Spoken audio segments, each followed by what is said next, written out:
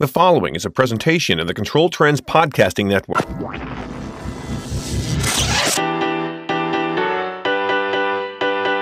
Hi, this is Eric Trump-West. Welcome to Control Talk. Now your smart buildings video cast and podcast for the week ending July 29th, 2019. This is episode 325, where we talk about all things smart controls, all things Pittsburgh Pirates, all things Pittsburgh Steelers, and pretty much whatever else your codes to mind. The man, the myth, the legend, the one, the only, Kenny Smyers wants to talk about. Because, man, you know, as we said last episode, he's the smartest guy in the room. So, Kenny, welcome to the show. Smartest guy in my office. Yeah, I like that. Well, thank you. And then we'll knock those two or three things right off the bat. Pirates going down, Atlanta Braves going up. Yeah. Steelers, question mark. How's Atlanta looking? But don't answer that yet. I wanted to say thank you to the two guys, the young guns that did a great job. Brent Burrows and Aaron Gorka are amazing. I think it gives us longevity.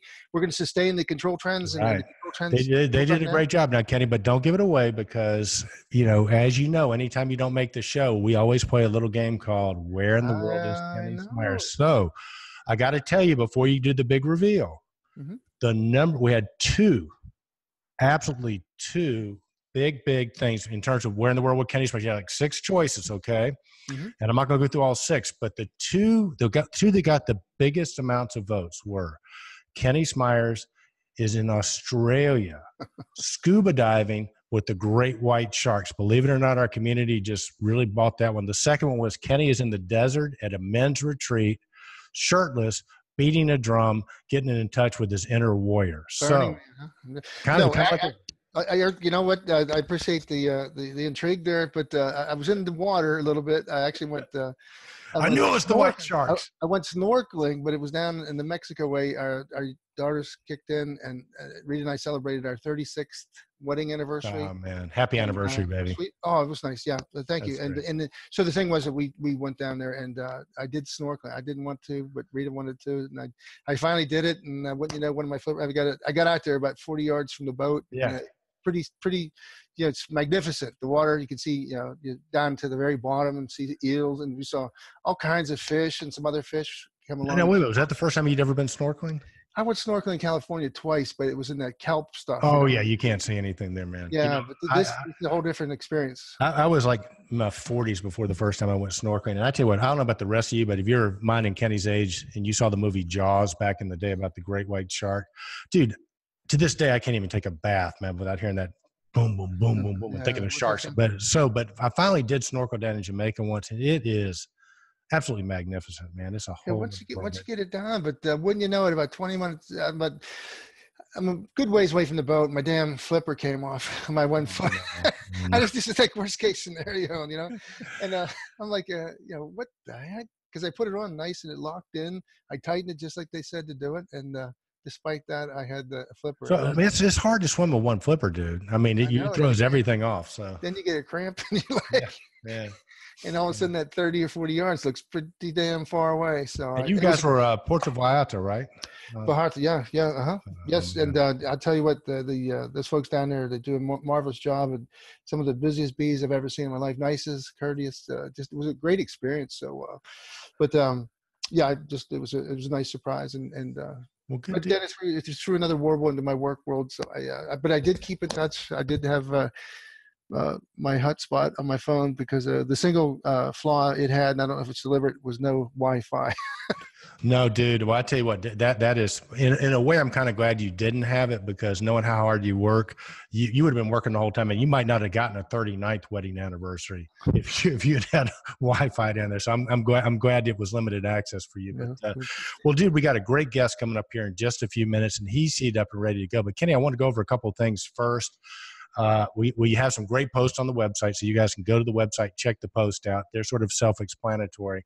But Kenny, we got some big news coming up, man. It is a lot of people are asking about the ControlTrends Awards, and as you know, there is going to be. We're taking the best of two things. We're taking the Super Bowl and we're taking the ControlTrends Awards. We're combining them together because it's that Sunday night of the Super Bowl. So if you are a vendor that is looking for a way to show appreciation to your customers and your prospects and your employees. And yes, your employees, because, Kenny will tell you, and we know you guys who you are.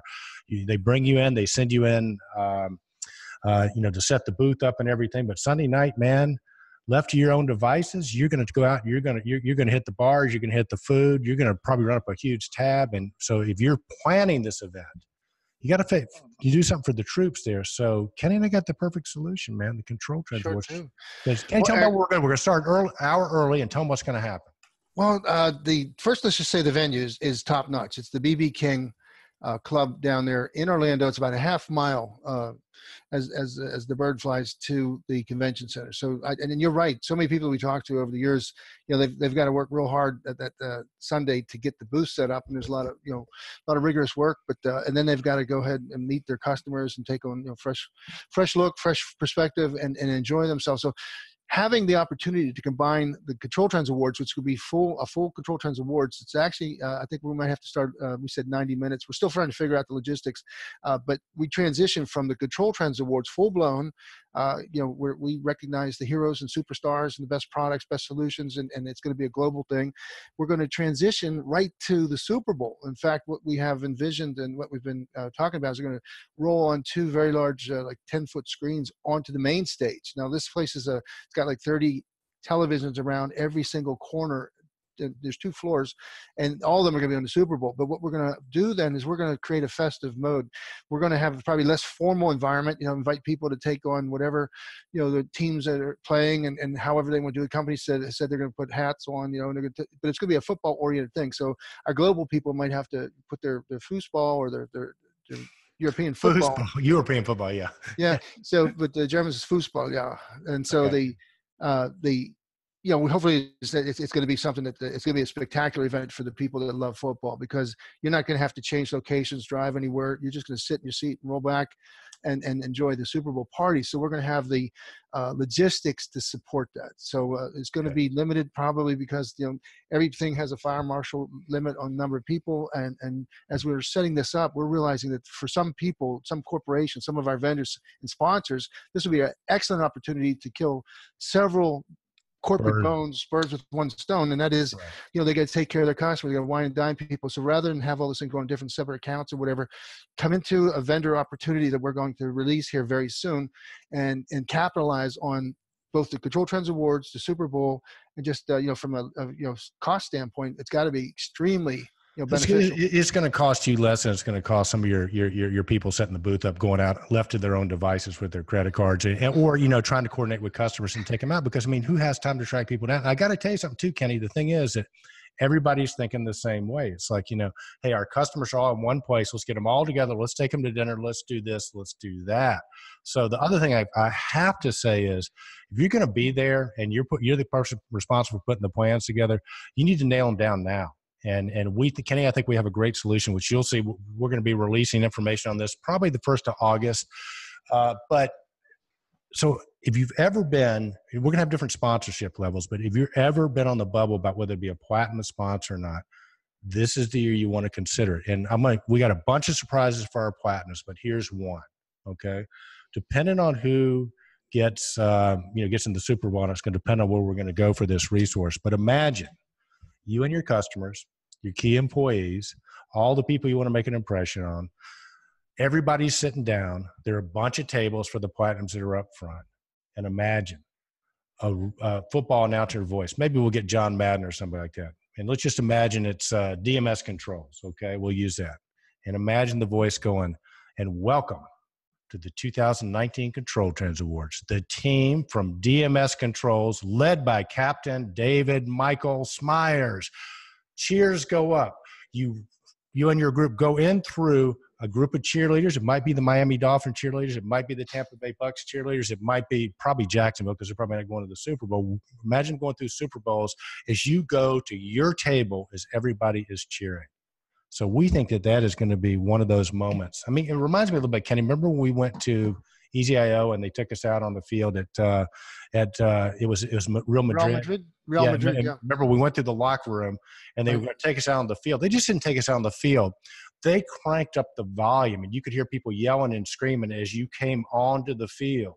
it was like you were having that experience of actually being there. And so think about the emotions of combining the Super Bowl with your key clients at the ControlTrends Awards. It's just going to be a great time. So, and to Kenny's point, we hope we will be able to accommodate everybody. We always have been in the past. This shouldn't be any different, but it might. But stay tuned for that. And if you don't normally get our, emails and packages on the ControlTrends Awards, just reach out in comments or email hvaccontrolpro@gmail.com, and we'll make sure we get you on that list to send you a package. But I'm pumped up, Kenny. What about you?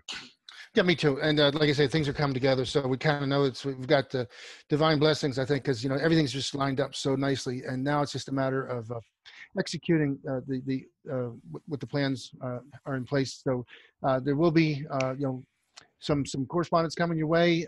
It'll make a lot more sense when you read it and see it. If there's any questions, please get a hold of either myself or Eric, and we'll guide you through it. But it's July, at the end of July, and we're already excited. So well, and I gotta tell you, it'll be here before you know it. And anybody that's planning this event knows, man, if you hadn't already started booking hotel rooms by now, or you hadn't booked venues by now, it's probably too late. It goes quick. Goes that big. Goes that quick. Yeah. But in conjunction with that big AHR show, so it's a doorstep. So it's going to be super. And then listen, the other thing is, Kenny and I talked early on, because what good is having an award show unless you have some place that people can go visit that's just dedicated to that? I mean, if you're going to live in perpetuity, you got to have a place where perpetuity can exist. Now we that's my vocabulary. Hopefully that means forever, but it just sounded cool. I think it implies it. Yeah, sure. All right. So, Kenny and I have talked in the past about maybe having a ControlTrends Awards museum, and I'm not saying that's what we have, but I am saying stay tuned in August, because we have something really, really special that we're going to announce to our community, in conjunction as we roll out the sponsorship packages. So that'll probably be rolling out next week on next week's show, but some good stuff coming up. But Kenny and I are not sitting still with this. Our goal all along has been to recognize the superstars in our industry and put them in the proper light. Put them in a cherished place that's deserving for the accolades. So everything that we've always done has been digitally archived and stored, and maneuvering that into a place that people can go to and just relish a lot of the events, the people, the pictures, the videos. I mean, it's an incredible opportunity to view our history, and it's a history of people, and the people are our ControlTrends community, the people that are the heroes, literally the heavy lifters, the guys that have come up with the solutions, wrote the software, product managers, sales people, customers, contractors, distributors, and so it's a remarkable collection. Werner Buck, Hans Kranz. Yeah, the people that have really changed the industry, the BACnet folks. I mean, and Ken Sinclair, they're all going to be in the hall. Hallowed hall, but we'll just drop a couple things. Yeah. Think great columns with digital stuff, and you'll be all right. Yeah. Well, yeah, but it's something special. And Kenny, I don't know about you, but the thing that we've gotten so many accolades over the year from people that appreciate it, but I think this sums it up for me. Mm-hmm. And it was one of the key people in the industry, and I won't mention his name, but he came up and said, "Man, I got to tell you, thank you so much." He won an award that year. He goes, "My wife and kids, I showed them the video. They think I'm cool. Now they think what I do is cool.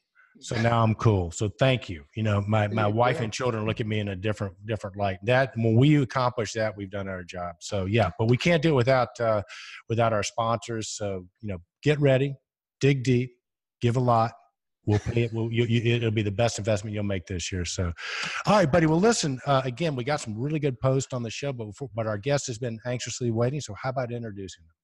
Eric, I'd love to. Again, it's one of our favorite people in the whole world, especially in the HVAC building automation world.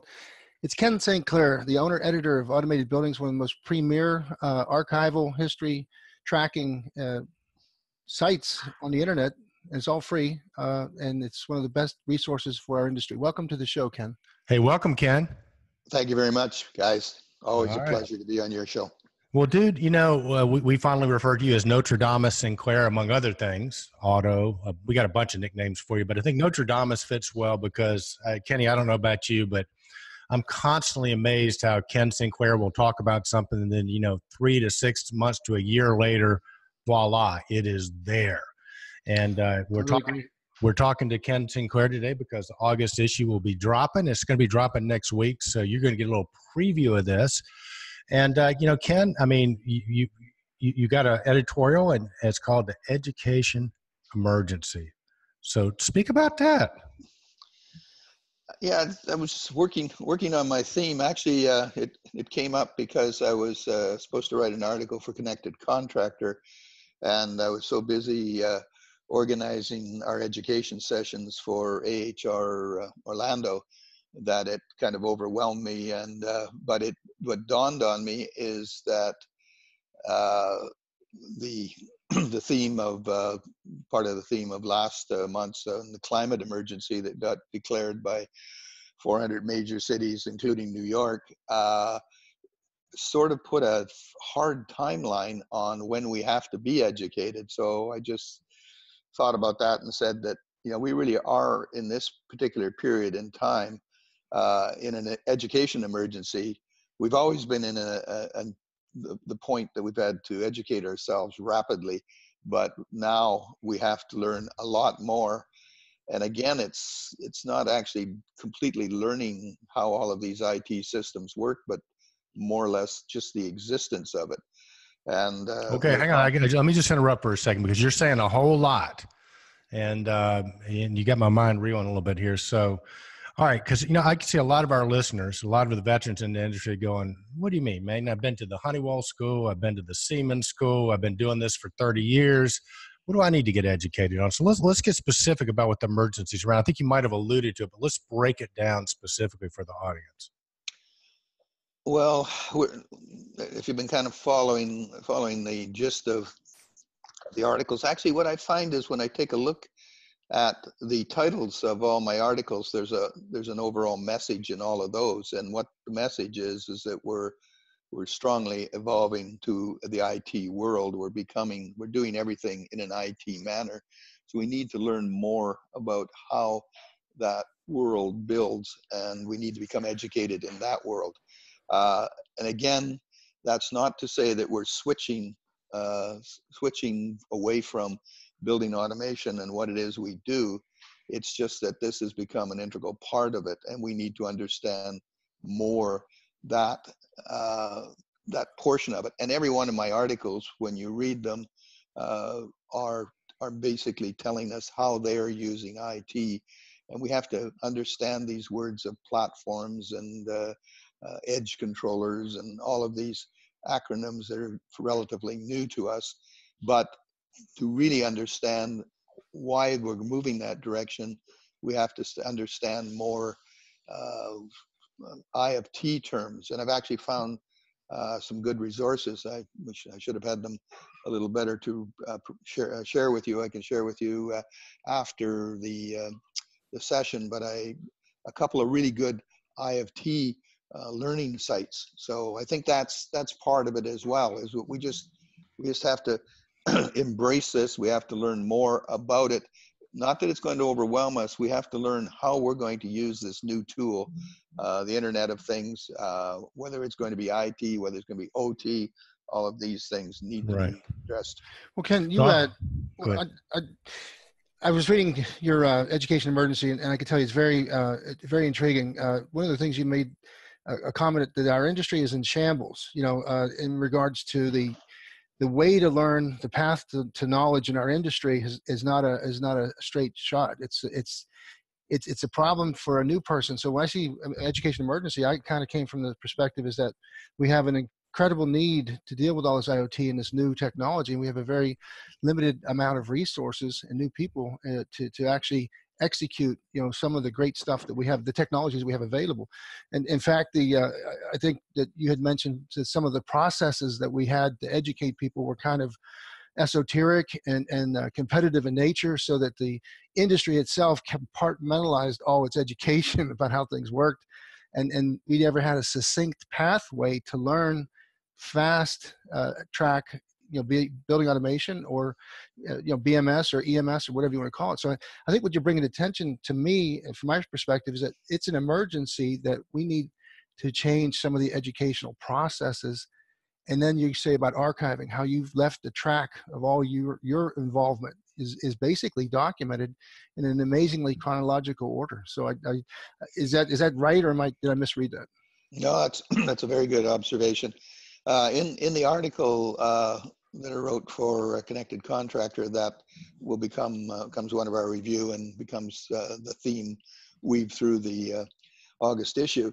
I went back and I did an interview with a company I think you mentioned you'd never even heard of as well, office space. Right. Called the Workplace Unplugged, and we just started chatting.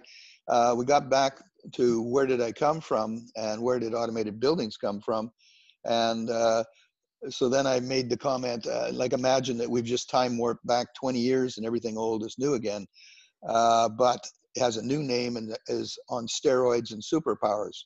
So an example of that is we used to have websites, and now they're are greatly augmented and enhanced thanks to platforms. AI is everywhere. Internet connectivity has greatly evolved to be mobile, wireless, anytime, anywhere, and is now set for the next big revolution, 5G. And the wireless provides the surrendering of these 5G networks and distributed antenna systems to building owners to actually putting this in. So we've actually moved across the floor, and in these large buildings, this came out of the what we learned at Nashville, is in these large buildings, we basically string the glass and we connect 5G to it, and we become the network provider for that building.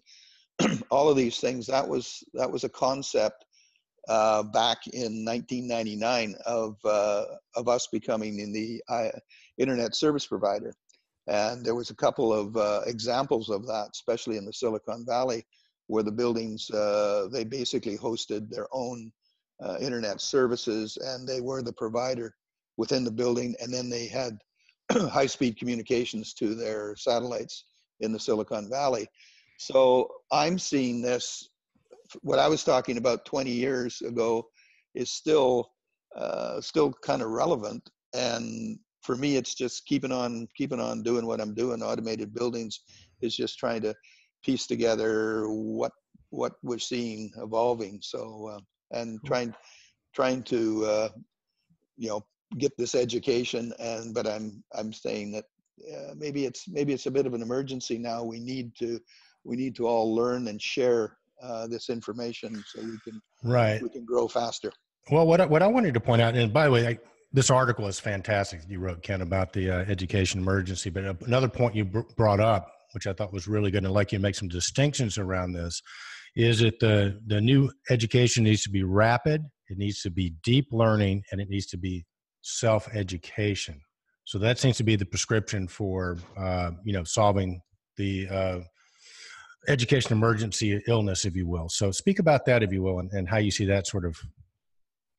I think that that was very well said. Yeah, those are the points. Is the speed at which we have to learn is we've never seen before. It's unprecedented, and often, I'm sure you're this way, as you're heading out to a meeting with a client or a vendor, and you've had to Google a few technologies just so you can not embarrass yourself completely. And I think we're all in that category. So it's very important for us to know what words to Google. So that's part of our education, some of the simple things we need to learn. We have this amazing resource moving with us as we make this transition or digital transmission, but transformation. So it's important that we understand where we can learn quickly, and we try to figure out what formats are best. And some of the formats that we've got that are working for us is things like ControlTrends, where you can grab a video on a new technology, you can actually see the person, you can have him demo a few screenshots, and it's like in a few moments or minutes, you can actually grasp a concept that you hadn't understood before or hadn't even heard of, frankly.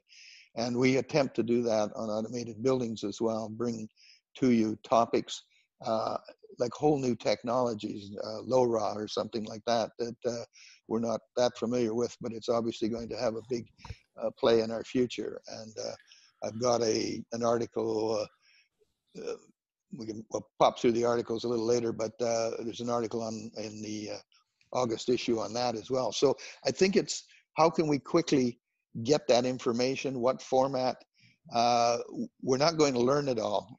It's obvious that that's the case, but there are a few IoT building blocks. I think we have to go back to, maybe that's it. We have to go back to IoT building block school. And these resources that I shared with you earlier, and I'll give you the URL so you can include them in this post. Perfect. I think they're very useful. They're written by IoT people for IoT people, and there's no vendor involvement. And I think is interesting is as you start to read this, you see all these pieces that are coming at you in these articles and in our interviews, and we kind of think that they belong, because we're used to decoding products. So we see a piece of a product and we say, that's a such and such, such and such, such. So now what happens is we see a piece of IoT that keeps repeating itself, and then we get kind of confused because we think, well, he's got one of those and he's got one of those. Well, so Ken, I want to hit on something, because something you said about the deep learning, kind of goes counter to what I'm experiencing some of the younger folks. And since you're our resident millennial here, our resident young gun, and we talked about this before, about the concept of just-in-time learning. I think I mentioned, a couple of my millennial buddies, if they want to learn something, they go straight to what they need. They don't start at point A and go to point Z. So point A to point Z, to me, is kind of learning. For them, it seems like they just go right to where they need. They're comfortable with maybe not understanding what's underneath it. And I think they're using data, things like Evernote, and ways to, it seems almost like they're more about data acquisition and being able to retrieve it on demand, as opposed to actually, knowing it deeply. Fair or unfair? Very, like, it's so immense, the amount of information we need to learn in the emergency. The quantity of it is just, and the availability of it is just overwhelming. So you have to figure out, how am I going to attract this? And these guys, when they approach a problem, they have their Scrum Master, who basically, that's one of the first tasks in identifying how you're going to pull this together, is what do we need to learn? And that went back to the haystack. We know what we know, and we know what we don't know, but we have no idea what we don't know. And so they basically concentrate on that piece, I believe. Well, you mentioned haystack, and it's kind of cool because I did Google deep learning because I didn't really understand what that meant. Because it seems like you would stay focused on a subject for an eternity till you actually learned it and understood it, the philosophy, the methodologies, and adopted them. But actually, it's taking advantage of all the business or the machine-to-machine and data stuff brought to you on the platform that you need, that you search it by. It has done the deep learning, and now you use Project Haystack to manipulate the SQL database and present to you the data that's relevant. And so it's kind of a cool concept. I think that that article you wrote back probably 2 years ago about the self-learning, the autodidactic style, I remember that was a word that I had to look up, and I thought, man, this is cool, because what it means is that, as Eric just said, we don't have time to do the deep dives. The deep dives are already there. You just need to access the port to get there and extract the information you want and then compile it.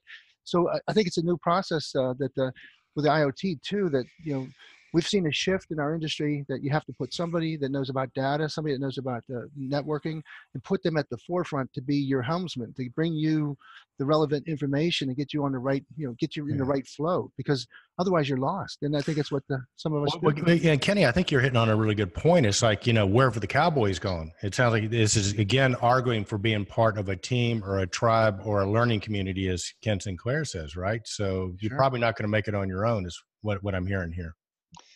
Actually, I think I can tie that all together with an actual example. In the August issue, we've got a article from who I'm calling the new kid on the block in our previous things, which is Lucy Kidd, who's a data scientist with Bono in Australia, and she's written us an article this month, and it's called "Machine Learning to Apply haystack tagging at scale. So just maybe the pull quote says, to most people, machine learning is a buzzword that somehow magically spits out all the correct results. In this article, I'm hoping to lift the hood and give the basic explanation of how our system acquires data. Cool. So here we've got Lucy, who is on the edge of Millenniumville.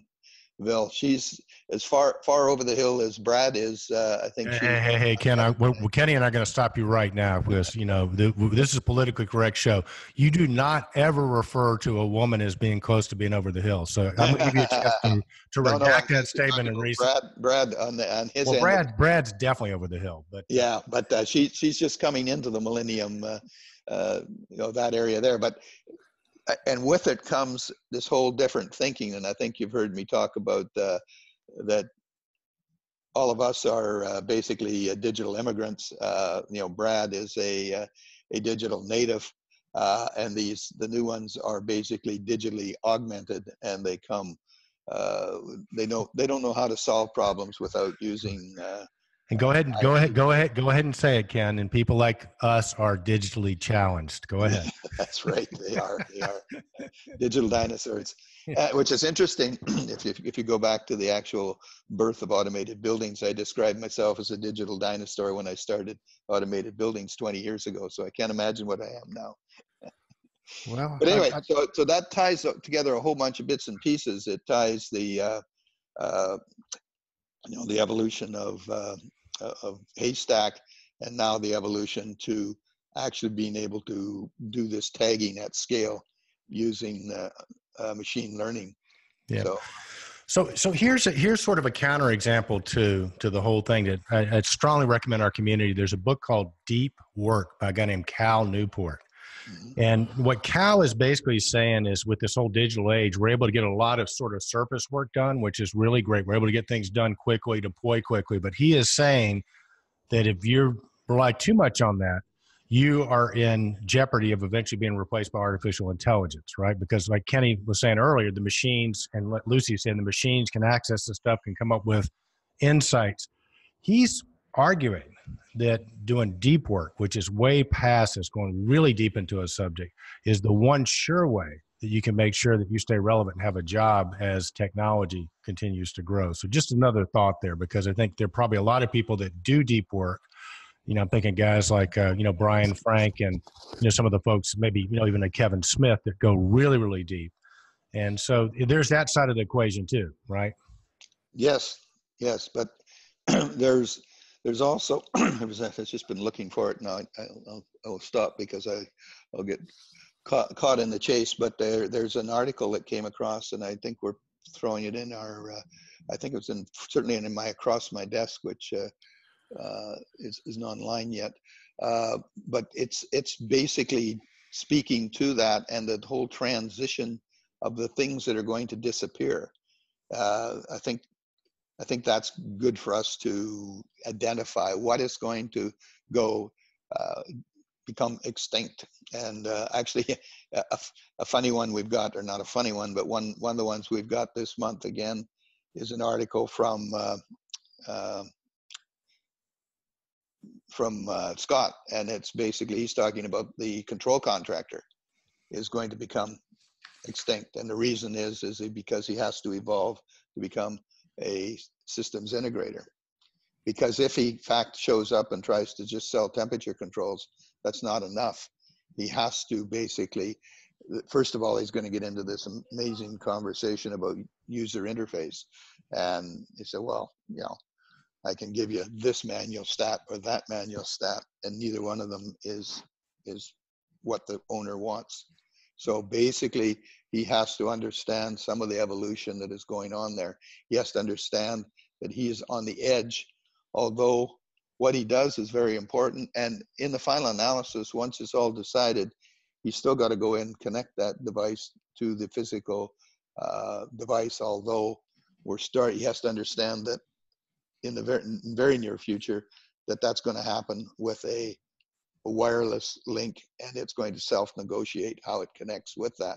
But he has to understand all of those pieces. Eventually, he's going to be still putting some portion of this in. But understanding that and evolving. I think as soon as they have a piece of that information, they can go back to their clients and they've been renewed, they're current, their client gains their trust in it. As soon as they don't understand the education emergency that they have to learn, they have to be much more in tune with what's going on now.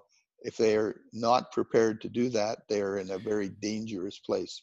Ken, you're so right. I just recently attended a couple training things, and I was shocked on the transition that you were just talking about. The way to go to business now. We saw a couple of people introduce the IP controllers back when you had EasyIO, you had Distech, and then you had Johnson, and I'm not sure what the order is. I think EasyIO might have been the first, but there's another manufacturer. Honeywell came out with a Cyper line that's an IP-based controller. But the first thing they do is introduce you to networking, hubs, switches, routers. Exactly what you just said there. Because if you don't have a concept of the basics, if you don't have a basic understanding of this, you can't explain to the technology that you're trying to sell that's superseding a lot of the two-wire MSTP bus controllers. So that the what you just said now has already been kind of taken its first couple of steps by certain manufacturers that are selling these IP controllers, that are forcing the technicians to learn this IT world, this network world, this digital world that we didn't have to do before. They didn't have to do before. More specifically, contractors focused on equipment. As long as they could make them work, they were worth their weight in gold. If they could bring a chiller on, a boiler, fix the flame safeguard, whatever, that was enough. Now they need to know, is that controller IP based? Can we bring it on a network? What's this? What's that? What port, whatever. You have to start to know the dialogue, the esoteric dialogue that we used to not involve ourselves with. So I'm seeing that what you just said. I've just in the last 13, 14 days, I've gone to 2 classes where they're taking the measures to do that. They're taking the first steps. Actually, this conversation that we're having with you guys at ControlTrends is very similar to the conversations that Scott Cochran and Brad White and I had in putting together the AHR sessions. And I'd like to just do a couple of brief summaries of what we have ended up with. They're actually in this article. Our opening session is going to be called Recalibrate, Trending and Redefining BAS for 2020. It builds on Realcomm. I've got to admit, Realcomm was a good wake up to the education emergency as you walked the floor there and you saw the whole industry moving to IT. But one of the comments from their sentence says, we need to be IP enabled in our journey to re-educate, recalibrate, and recognize that we are a new industry of OT and IT. And we need to talk about platforms. We need to talk about 5G, how that's going to change our 2020 vision. So those are some of the words from our opening remarks.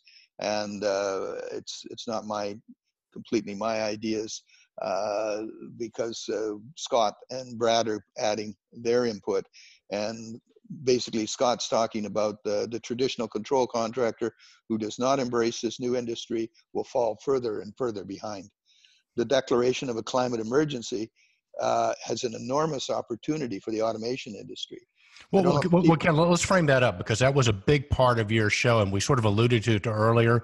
So for our audience that might not, be tracking us quite 100% here, just walk them through that, because that is part of the AHR, which all these sessions you got. But walk them through the climate emergency and what's going on there, in case you've missed it. Okay, well, basically, it's Well, I might be able to help you out with the actual definition of what the climate, because I had to Google that too. That's what's fun about talking to you, Ken. As soon as you get one of your themes ready to go, it's a homework assignment for people in the business like me, because I want to know now. But I had no idea that the New York City Council passed legislation Wednesday calling for immediate response to the global climate crisis. The bill referenced several reports on the state of global warming and its impact, imparting extreme weather events that brought about rising temperature demonstrates the planet is too hot to be a safe environment. So the United States now has caught the global thing. There's 670 governments in 15 countries that have declared climate emergencies, according to the data from the innovation to cool the earth form, but only 18 of them are the local governments, not including New York or in the United States. So what it is now is it's considered an emergency. And this dictates strident measures by large cities, New York being the largest one in America, 8.2 million people, to put in punitive measures. If people don't reduce their footprint, carbon footprint, or they use excessive energy, then there's going to be fines issued monthly, I understand, to help them understand the need to correct their actions and get on board with this climate emergency. Well, yeah. Right. Well said. Well said for sure. And guys, real quick, because, again, we definitely want to, get the AHR sessions out because that's a critical piece, and that's obviously going to be one of them. But ramifications for our industry have got to be huge in a positive way here, right? Favorable, yeah. Very much so. Actually, the thing is generally speaking, it's the transition from basically fuel oils and carbon related energy to electrical energy, which, the first thing you're going to say is, well, we don't have that much electrical. So right away, you've got to figure out how you're going to do it with the same amount of electrical. And then the next thing is we have to look at generating more electricity. We have infinite distribution. So therefore, you're going to see a lot of microgrid, a lot of renewables starting to come in. We have to control and interface that with the building. We're going to see the transition of all those old boilers that should have been replaced anyway. Now we have a reason to replace them. Not only do we have a reason, we have a date, as to all of these climate change things have a date when in fact they will achieve various levels of it. So we're moving towards, and the big date for most folks is 2030. And they're starting to see the removal of automobiles from the cores of the cities. And it's a great change in that. That's going to free up a whole bunch of parking places. You'll see the retrofit of parking inside of these buildings to back to offices. I don't know if you've probably seen a lot of these towns where they have been thinking ahead. They've actually built the parkades, and they built them like the structure of an office building. So when they're finished with it as a parkade, they can actually turn it back into an office building. So that's part of that whole thing. Just devices being replaced. When the new devices come, they will come with the latest and greatest technologies. We're starting to see for the manufacturers, we spoke to this at Realcomm, we're seeing for the manufacturers that they're having to rejig all of their equipment. The good news for them is that once they move to the new controls, quite often the new controls come with, they can't buy a new controller that doesn't support BACnet, and we're starting to even see a lot of the controllers supporting Haystack. So like, you basically name your points, you put this thing in, it wirelessly self-discovers itself when it comes into the building. There's still a myriad of trying to sort out how all these pieces work, which we're the experts at. So we still gonna have, our people will become, even though they're valuable now, they'll become even more valuable in this transition. Good. Well, very cool. And that's one of your sessions, right, at AHR? Well, we're just going to, as always, we'll just peel the first layer off the onion and let you smell a bit of the onion, I think. But nice. We'll make you Google. Actually, Ken Smyers has the right answer. Is all I ever do is make people Google stuff, and if I do that, that's success. But anyway, let me just quickly go through just the titles. So the first one is Recalibrate, Trend, and Redefine BAS for 2020. It kind of, in a quick thing, is like a continuation of what you saw in Nashville, and we're going to bring what we saw in Nashville to Orlando and kind of keep that story going. The next one is Scotty and Kim, I think, are going to handle it, and it's called Building System Integration 101. Welcome to the jungle, a starting block to becoming an integrator. I think a few years ago, we used to go, ooh, these master systems integrators are the new super gods, and they are. But what's happening is we all got to become at least a systems integrator, and we probably have to start thinking about how we're going to become our own master systems integrator, or how we're going to interface with a master systems integrator. And my next one is a real one really pleased to have, and Therese took it on. And I think Brad had an amazing thing. I was struggling with how to organize this one, and Brad said, you cannot organize anything for women. You only can have women organize things for women. Ken, I gotta cut you off here again, buddy. You are getting yourself in such deep water, and you have no clue how deep you are getting into the jungle, so to speak. So for our audience out there, we're not editing this, so Ken, you're on your own. You want to explain your way out? We're gonna give you about 10 seconds to talk your way out of that, to pull that back if you can, and then continue on, please. Well, you can blame it on Brad. That's not a bad tactic. I don't agree with Brad at all, and this might be the way I might go. But yeah, no, it's. I think if we are to give them a voice, you have to give them a voice, and you have to step back and let them do it their way. I think we all know that from we all have scars where we've charged into that. So it's good. But anyway, she's pulled together a great session, pulling more women into the ranks of smart building leadership. Right away, she's not just bringing them into the industry, she's bringing them into the leadership of the industry. These are the kinds of thoughts we have. And actually, the other thing that's great is she's also got some panelists, Gina from EasyIO and Maureen from Optical. Yeah, that's right. Oh, it's Monica, right? Monica, that's it. Yeah. I knew Maureen was Monica. I know Monica. Yeah. Super sharp people, both of them. Yeah. So you can see that. So she's pulled together her crowd, and that's why you have to have women put together their own sessions, and also then they tell us how they see this all coming together in the industry. But you're quite right. I'm probably on slippery slope. No, it's not you. It's Brad White. That damn Brad White, man. That millennial, man. That politically incorrect millennial. So, yeah. All right. We're going to blame it on Brad. All right, Ken. What else we got? Because you got 10 of them, right? 10 and counting. 10 and counting. Actually, we got 11 for sure, 12 maybe. But anyway, the next one, I'll just maybe read the titles. Attraction and Retention of Hyper Digital IP-Enabled Millenniums and Generation Z. So I think you think that one could be pretty fun. Then we're going to speak to buildings for a climate emergency. Actually, Brad's going to lead that one and talk a little bit about what's happening in Vancouver. Bet there not going to be too many women at that session after they hear this, but go ahead. I think you'll find that's not true. In fact, I think women are leading the climate emergency especially from an administration and a leadership point of view from what we've seen. Certainly that's a bit of the situation. I think Brad will talk about that. That's actually a good point. We're still looking for a person, and that would be great to include someone speaking to it from that side.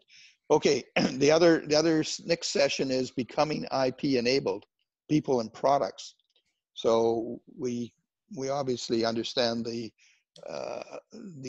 concept of growing younger and bringing in these IP enabled people, but it's also falling on our products and stuff too. So everything we touch is turning to IP. So we need to talk a little bit about that.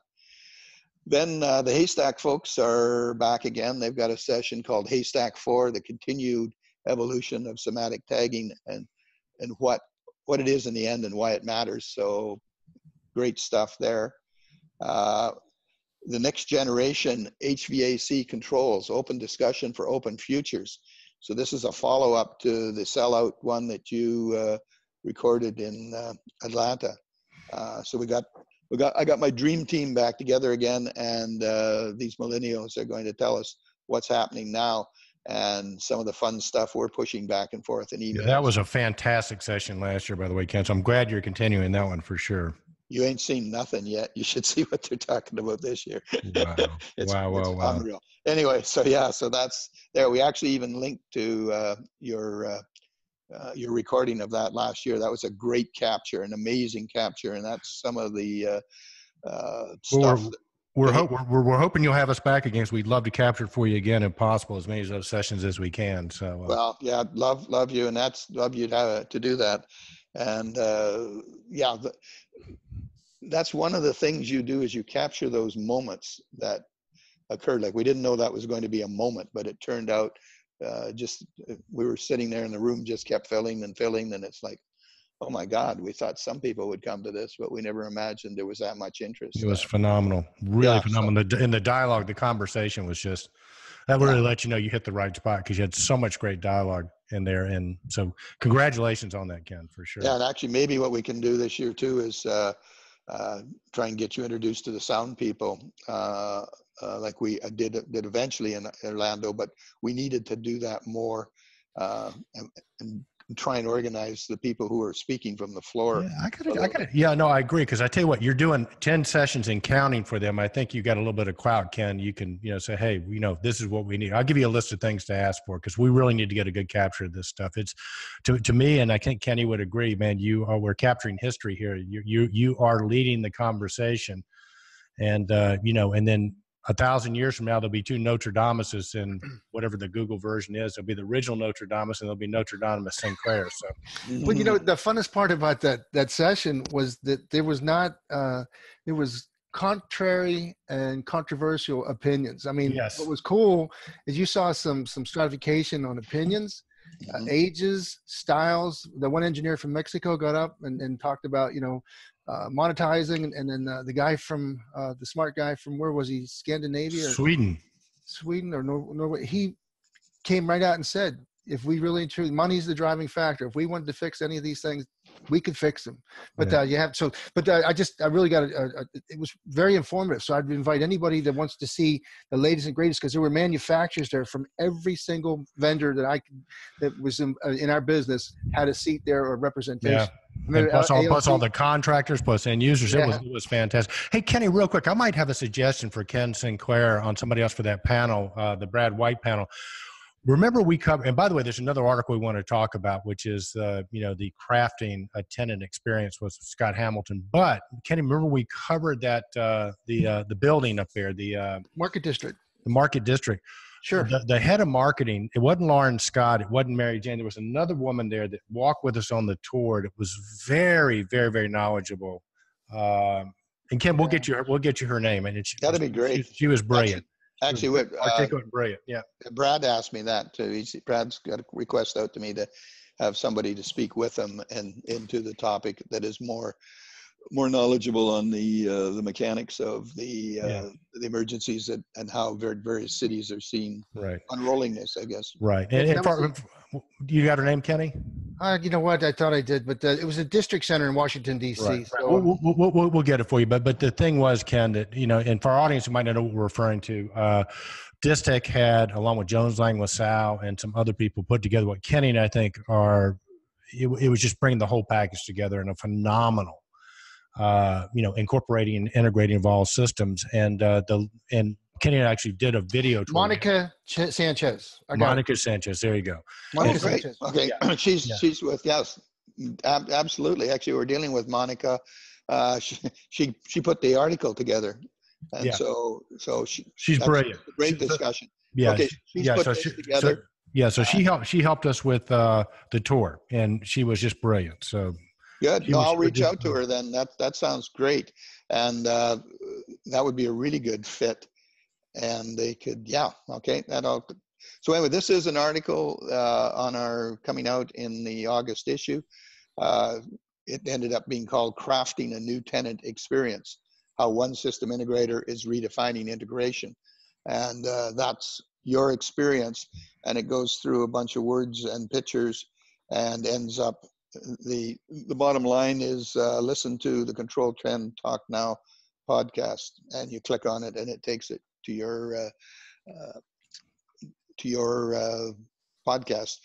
Well, actually, Ken Sinclair, probably the podcast is not where you want to go. That we actually have, it's on the site. We have a video where we actually did it live. We streamed it live, and it is live streaming. So you see me and Kenny get on the elevator, and you see all that kind of stuff. But it's raw, but it really gets to, you hear the tenants in the building are part of it. They're asking questions. You hear the questions. You see the systems. You see the responses. You see what's possible and what's actually been done. Kenny and I sort of equate it to, when Roger Bannister broke the 4-minute mile. They've been talking about it forever, didn't think it could be done.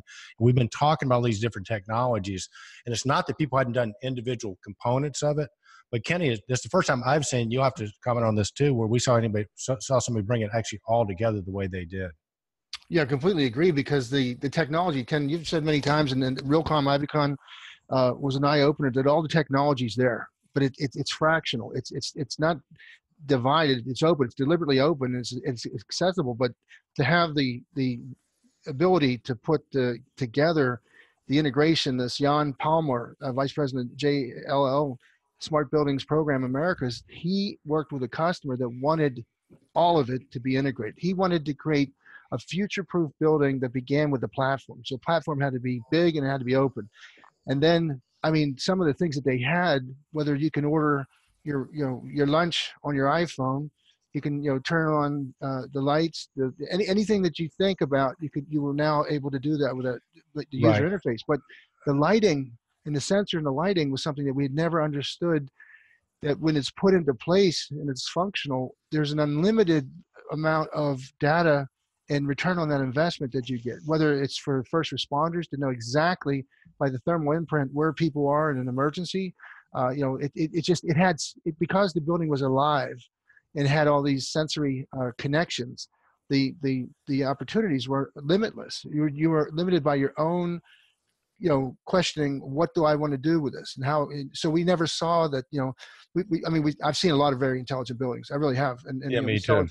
But I've never seen a complete package where the users didn't even understand how much they had that was available to them. So It was an extraordinary experience. It was, Kenny. And then getting back to, and Ken, this is kudos to you. We actually, when we were doing the live broadcast, we were walking the tour. Because they talked about it. At the heart of it was they wanted to create a great tenant experience. So much of it was designed, Ken Sinclair, with the tenant in mind. And actually at this thing, they had their tenants were there. They were at this thing. They were walking on the tour. So, that's pretty cool.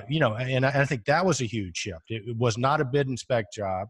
They came together in a completely different way, which is something we've talked about on, previous shows about, if you're going to deliver all this stuff, how are you going to do it? Because the conventional way we do it with bid and spec is not going to get that.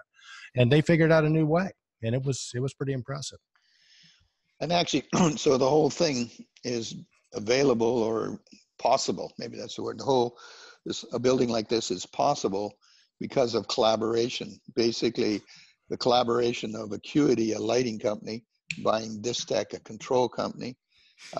Let's even just keep it further. Basically, ControlTrends capturing the moment, and Automated's buildings putting it into some kind of documented history that will now be there forever. So there you go. There's the thing in a nutshell. But the bottom line is we couldn't do this if we all didn't keep talking and collaborating. And we need to do that more. And we need to learn more of these IT terms and ways so that we can do it. And we're inside of an emergency now to learn this now. Ken, have we formed a community of practice? We're several. Okay. I always like that term too. Yeah, well, actually we are. When we pull together and we go to an event and we huddle and we say, okay, I'm going to go do this, you do that, I'm interviewing these people. We are the press community of practice. We are, and it's a community made up of you and us. And maybe we'll let Ron Zimmer from CABA be in on it too. What do you think? Anybody else we letting in, or is it just the three of us? Yeah, I'm actually sad that we lost Therese.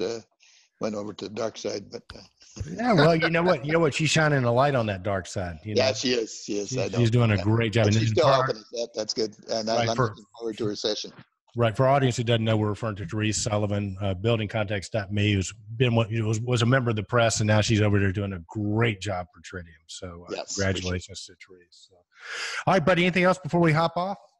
No, don't think so. That's good. Actually, you were worried that it linked to your pod. It doesn't link to your pod. It links to the ControlTrends. This is what a smart connected building looks like in 2019. So we get all of your words that they're ending up with the video at the bottom. Perfect. A great combination. I don't even see a pod, so I guess I've got to change my words. There's no. Yeah. So Ken, you are actually going to be on the podcast and the V.Cast. That's a vocab word the man, the myth, the legend came up with. Instead of calling it a video cast, we're cool. We call it a V.Cast. But we probably need to ask Brad White what the politically correct term for a podcast is, or video cast. Yeah. Since the other day, somebody asked me what's a V-blog, and it was, yeah. what a blog is. What's a V-blog? And just uses video instead of words. Well done. See, man, Ken, you got this stuff down, man. You're like the youngest, you know. So you are not just a millennial anymore. You're a mini millennial. So congratulations. You're like Picasso. You know, Picasso said the secret to his success was the older he got, the younger he got. So yeah. So congratulations. Cool. All right. Yeah. Our guest has been the one, the only Ken Sinclair from automatedbuildings.com. You're going to have to wait a couple of days for the August issue to come out, but it'll be hitting the streets. You can get that at automatedbuildings.com. But you have just gotten a preview for just how incredible this issue is going to be. So Ken, man, congratulations and thanks so much. Thank you very much, guys. Thanks, All right, Kenny, again, Ken Sinclair, man, I tell you what, he is a gem in our industry.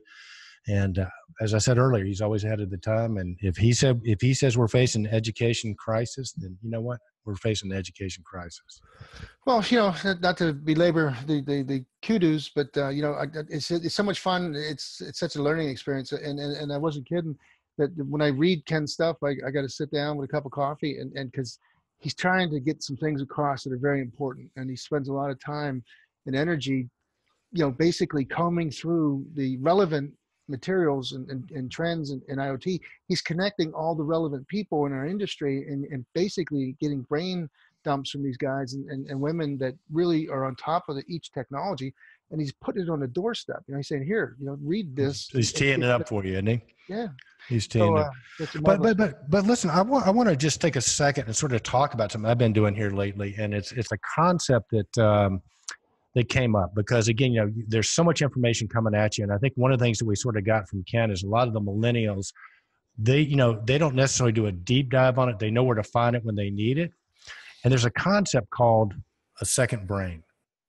And it sort of speaks exactly to this. There's a guy, Tijo Forgio, I think is the guy's name. You can, all you got to do is go to YouTube and go, you know, digital note taking or organizing information, because data has found its way back to personal development, you know, using big data and how you use it.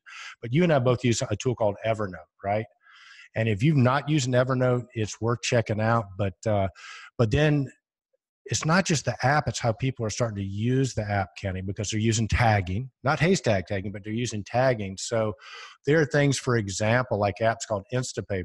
Because, I mean, how many times have you read an article or something and maybe you jot the notes down or whatever and then hope to come back to it or try to remember it, but you don't always have time to digest it. So this app called Instapaper goes right to Evernote. So Instapaper, basically, you see something that's interesting, you hit Instapaper, it's the little thing that goes on your Chrome extension, boom, it's saved to Instapaper, right? And then from Instapaper, it goes right to Evernote. Then you can tag it, then you can find it. So for example, you know, when we talk about doing the deep dive, and what Ken does intuitively is he takes multiple sources, he sort of say the word for me. Synthesizes the information and then brings it down so that you have the benefit not of just one person's opinion, but he's taking multiple data points and bringing them together. And I think that part of this education emergency for us personally, because he did talk about it as self-education, is having a system that you can use to capture data and then retrieve it when you need it. Because if you think about what the definition of deep learning now, it really is a synthesis. God, is there a synonym for that? It's a collaboration. But I think when you're looking at you're taking things and you're integrating them for their benefit. So there's a synergy, but the synthesis is you had thesis, antithesis, and then you had synthesis. So basically you had a thesis, an idea, you had a contrary idea, and then when they come together, they become and I got to tell you something. See, this is a concept as old as time. I mean, everybody has done this, from Michelangelo to Picasso to whatever. They've studied the works of other people. You know, there's a saying, there's nothing new under the sun. And they've studied the works of other people. They've taken bits and pieces and then reassembled them together to create something that's new and fresh. I mean, everybody from Steve Jobs, everybody has done this. It's part of genius and part of creation. So I think what's available to us now is using these digital tools and using tagging and thinking about things differently, maybe not going to A to Z like we talked about with Ken, but gathering the information together and then taking time to review and synthesize, think about. I think you have to have time to incubate and then reformat. You could be the Picasso of our industry. Well, I think that the triggers that keep popping up are, we need just-in-time learning. We need information that's out there floating around, so we have no organizing methodology to capture it. And so Ken's points are that everybody that's in this position of knowledge that has they are the trusted champion for their organization or for their particular vein of industry, to make your knowledge available, to capture it, archive it, make it available to people, that when they come in your footsteps behind you, they need to know exactly what happened here, why it happens, and what they could do to fix it or whatever, but nothing else. So the linear learning from A to Z, like you said, is gone. This is going to be like, drilling down. It's going to be like, looking down at, a kaleidoscope of events, and then pick the one you need, learn about it, make a decision from it.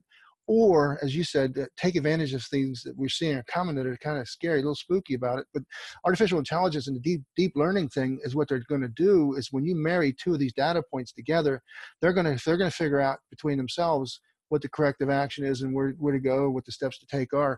And then the remote support, it has to be one of the solutions, is that you can have a centralized group or person or intelligence or source of information, and they're going to be farmed out to multiple needs, multiple users, and because we just don't have enough one-on-one relationships anymore with things that need fixed and people fix them. There's barely enough mechanics and HVAC technicians, and those technicians are now have an emergency crisis learning curve, because they have to integrate the IT that we've kind of avoided as an industry for many, many years.